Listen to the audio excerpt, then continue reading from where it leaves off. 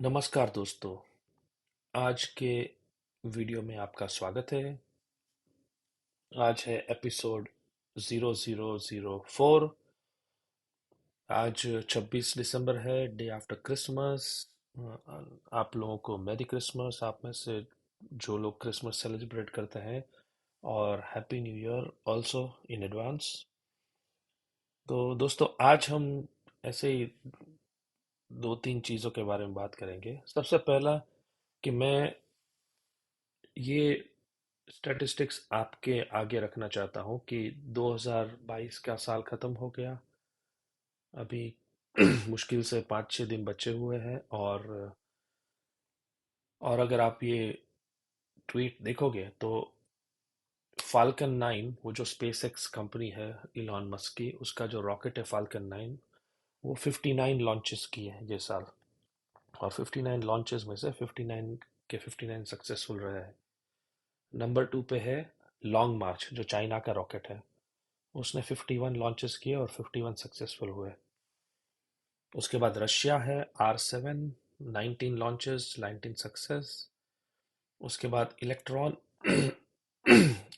Electron rocket जो America का है, 9 लॉन्चेस, 9 सक्सेस। फिर एटलस, 7 लॉन्चेस, 7 सक्सेस। फिर कुआइजू, वो भी चाइना का है, 5 लॉन्चेस, 5 सक्सेस। और अपना इंडिया का SLV, 5 लॉन्चेस, 4 सक्सेस, 1 फेलियर। तो सिर्फ स्पेस एक्स जो इलॉन मस्क की कंपनी है, उसने अकेले ने ही 59 लॉन्चेस किए, और पूरे इंडिया ने सिर्फ 5 लॉन्च किए। तो अभी इंडिया को बहुत आगे आना है। स्पेस एक्स ने इंडिया से 10 गुने ज्यादा लॉन्च किए 2022 की साल में। और बहुत साल पहले, 2-3 साल पहले, इलॉन मस्क ने बोला था कि उसका एम है हर हफ्ते एक लॉन्च होना चाहिए। और इलॉन मस्क की बात 2022 में सही निकली। इलॉन मस्क का लोग हमेशा मजाक उड़ाते थे पहले कि पॉसिबल नहीं है, लेकिन देखो 2022 में 59 लॉन्चेस किए, और एक साल में सिर्फ 50 हफ्ते होते हैं। सो अगर हर हफ्ते एक लॉन्च किया तो सिर्फ 50 लॉन्च होंगे साल के। इलॉन मस्क ने 59 लॉन्चेस किए हैं। तो बॉटम लाइन ये है कि अभी नंबर 1 अमेरिका है लॉन्चेस में, और चाइना नंबर 2 है। अमेरिका और चाइना के बीच में 97% ऑफ लॉन्चेस है। बाकी पूरी दुनिया की में लॉन्चेस बहुत ही कम है। तो बाकी सब कंट्रीज बहुत पीछे है स्पेस प्रोग्राम में। आज की जो रेस है वो सिर्फ दो कंट्री के बीच में है। एक है अमेरिका और दूसरा है चाइना। दूसरी एक बेन थॉमसन करके एक ब्लॉगर है, उसका एक वेबसाइट है stratechery.com। आप वो चेक कर सकते हैं, वो अगर आपको टेक्नोलॉजी में इंटरेस्ट है। तो बेन थॉमसन बहुत अच्छा लिखता है, और ये उसका एक पुराना आर्टिकल था जहाँ पे उसने इंटरनेट के बारे में कुछ लिखा है जो मुझे काफी दिलचस्प लगा। वो बोलते हैं कि 4 प्रकार के इंटरनेट है पूरी दुनिया में। राइट, एक इंटरनेट है, वो है अमेरिकन इंटरनेट। तो अमेरिकन इंटरनेट की खूबी क्या है कि बड़ी बड़ी अमेरिकन कंपनीज ये इंटरनेट में बहुत पैसा कमाती है, जैसे फेसबुक, गूगल, ट्विटर और व्हाट्सएप, वो सब चीजें। और ना ही अमेरिकन कंपनी पैसे कमाती है, अमेरिकन सरकार भी पैसे कमाती है, क्योंकि उनको टैक्स से काफी पैसा मिलता है जो ये अमेरिकन कंपनी पे करती है। ये इंटरनेट में सब लोग शरीक हो सकते हैं, US सिटीजन और नॉन US सिटीजन ऑल्सो। लेकिन क्या होता है कि US सिटीजन के राइट्स थोड़े ज़्यादा है, नॉन US सिटीजन का राइट्स बहुत कम है। तो ये है अमेरिका का इंटरनेट। दूसरा इंटरनेट मॉडल है चाइना का। चाइना का इंटरनेट मॉडल पूरा बंद है। चाइना ने ग्रेट फायरवॉल ऑफ चाइना डाल दिया है, और चाइना ने डिसाइड किया कि चाइना का इंटरनेट चाइना की कंपनी के लिए ही है। इसीलिए कोई भी अमेरिकन कंपनी, कोई भी इंडियन कंपनी, कोई भी यूरोपियन कंपनी चाइना के इंटरनेट में शरीक नहीं हो सकती, पार्टिसिपेट नहीं हो सकती। तो चाइना का इंटरनेट चाइनीज कंपनी के लिए, चाइनीज सिटीजन के लिए। तीसरा इंटरनेट है यूरोप का, यूरोपियन मॉडल। यूरोपियन मॉडल में क्या है, यूरोप की खुद की कोई बड़ी कंपनी नहीं है इंटरनेट की। लेकिन यूरोप में जो भी कंपनियां हैं बड़ी इंटरनेट की वो सब अमेरिकन है। यूरोपियंस गूगल यूज करते हैं सर्च के लिए, अमेजोन यूज करते हैं, ट्विटर यूज करते हैं, वगैरह वगैरह। तो यूरोपियन, क्योंकि यूरोप में कोई यूरोपियन बड़ी कंपनी नहीं है, तो यूरोप वाले बहुत ज्यादा लॉज लगाते हैं कंपनीज के ऊपर, उनको फाइन करते हैं, डेटा प्राइवेसी के रूल्स निकालते हैं नए नए। और क्योंकि कोई यूरोपियन कंपनी नहीं है, सब अमेरिकन कंपनीज को ये रूल मानना पड़ेगा।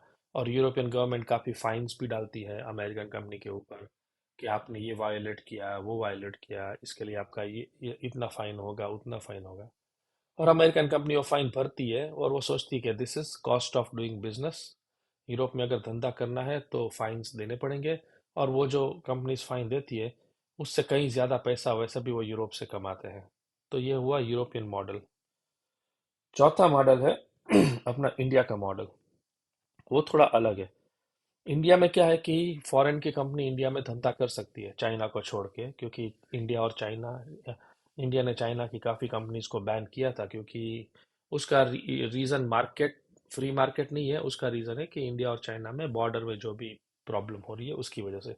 बाकी कोई भी कंपनी इंडिया के मार्केट में अपना धंधा कर सकती है, जैसे कि गूगल है, फेसबुक है, व्हाट्सएप है। तो और मज़े की बात तो ये है कि जो डिजिटल गुड्स गुड्स है ना, वो इंडियन गवर्नमेंट ने रोक के रखा है। जैसे हार्डवेयर और वो सब चीजें होती है, वो उसमें काफी रूल्स ज्यादा है फिजिकल गुड में। और उसमें अगर आईफोन, अगर आप एप्पल आईफोन अगर इंडिया में नहीं बनाता है, बाहर बना के इंडिया में बेचता है, तो बहुत बड़ा टैक्स भरना पड़ता है। तो कोई भी चीज जो इलेक्ट्रॉनिक चीज जो इंडिया में नहीं बनती है, वो अगर आप इंडिया में बेचोगे तो भारी टैक्स है। तो इंडियन गवर्नमेंट चाहती है कि आप इंडिया के अंदर ही बनाओ और बेचो। लेकिन इंटरनेट कंपनीज है, उसके लिए बहुत ही कम रोक है। मतलब सब इंडियंस, आप तो जानते हो, ट्विटर यूज करते हैं, फेसबुक यूज करते हैं, व्हाट्सएप यूज करते हैं, गूगल भी यूज करते हैं। तो ये है इन चार प्रकार के इंटरनेट है।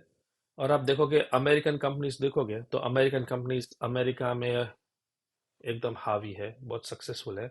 यूरोप में भी अमेरिकन कंपनीज हावी है, फाइन भर के काम चला लेते हैं। लेकिन सब यूरोप में गूगल और अमेजोन और ट्विटर और सब सब सक्सेसफुल है। चाइना का इंटरनेट किसी के लिए खुला नहीं है, तो अमेरिकन कंपनीज चाइना के इंटरनेट को टच नहीं कर सकती। चाइना ने बंद करके रखा है। और इंडिया का जो मार्केट है उस पे अमेरिकन कंपनीज को ज्यादा इंटरेस्ट, तो वो लोगों ने क्या किया, उन्होंने सोचा कि इंडिया में हम शरीक तो हो सकते हैं इंडिया के इंटरनेट में, लेकिन काफी रूल्स होंगे, लॉज होंगे। इंडियन गवर्नमेंट कभी क्या कुछ चेंज कर दे, समझ में नहीं आता है।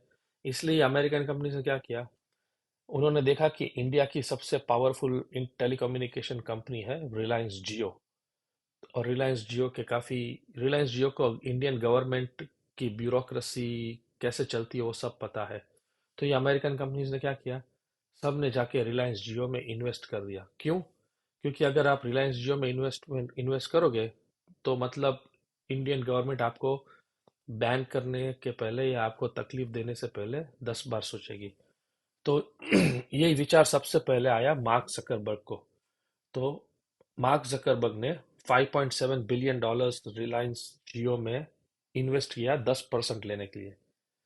जैसे ही क्योंकि मार्क जकरबर्ग चाहता है कि इंडिया में कभी भी व्हाट्सएप को तकलीफ ना हो, इंडिया में कभी भी फेसबुक को तकलीफ ना हो, इंडिया में कभी भी व्हाट्स फेसबुक मैसेंजर को तकलीफ ना हो, इंडिया में कभी भी इंस्टाग्राम को तकलीफ ना हो। उसकी वजह से रिलायंस ने इंडिया की लार्जेस्ट टेलीकॉम कंपनी या सेकंड लार्जेस्ट, जो रिलायंस जियो है, उसमें उन्होंने 10% भागीदार हिस्सेदारी ले ली। तो जैसे फेसबुक ने इन्वेस्ट किया, बाकी सब पूरी दुनिया टूट पड़ी। जैसे, और मैं क्विकली आपको ये लिस्ट बताता हूँ कि कौन सी कंपनी ने कितना इन्वेस्ट किया है। सिल्वर लेक पार्टनर्स ने $790 मिलियन इन्वेस्ट किया 1.15% के लिए रिलायंस जियो में। सिल्वर लेक पार्टनर्स ने वापस दूसरे $640 मिलियन इन्वेस्ट किया, टोटल 2.08% स्टेक हिस्सेदारी के लिए रिलायंस जियो में। जनरल अटलांटिक ने $930 मिलियन इन्वेस्ट किया 1.34% के लिए। के आर ने 1.6 बिलियन इन्वेस्ट किया 2.32% रिलायंस जियो के बदले में। Mubadala funds, I think Middle East का है, 1.3 बिलियन इन्वेस्ट किया उन्होंने 1.85% स्टेक के लिए। आइडा यूएई ने 800 मिलियन इन्वेस्ट किया 1.16% स्टेक के लिए। सऊदी अरेबिया ने 1.6 बिलियन, टीपीजी ने 640 बिलियन, कैटरटन ने 270 मिलियन, इंटेल ने 253 मिलियन, कॉलकॉम ने 97 मिलियन और आखिरी में गूगल ने 4.7 बिलियन डॉलर इन्वेस्ट किया 7% स्टेक के लिए।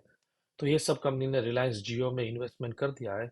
और जब तक वो लोग रिलायंस जियो के पार्टनर है, गूगल सर्च को ज़्यादातर प्रॉब्लम नहीं होने वाला। ना फेसबुक की कोई भी प्रॉपर्टीज़ है, व्हाट्सएप, इंस्टाग्राम, मैसेंजर, किसी को तकलीफ नहीं होगी। तो ये अमेरिकन कंपनी का स्ट्रैटेजी है कि इंडियन कस्टमर के पास कैसे पहुंचेंगे।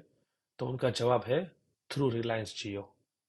अगर रिलायंस जियो जो इंडिया की सबसे बड़ी टेलीकॉम कंपनी के हम पार्टनर बन जाएंगे, तो हमको इंडियन कस्टमर तक पहुंचने में कोई प्रॉब्लम नहीं आएगा। तो दोस्तों, आज के लिए इतना ही। Thanks for watching. अगले वीडियो में फिर मिलेंगे, तब तक के लिए बाय बाय।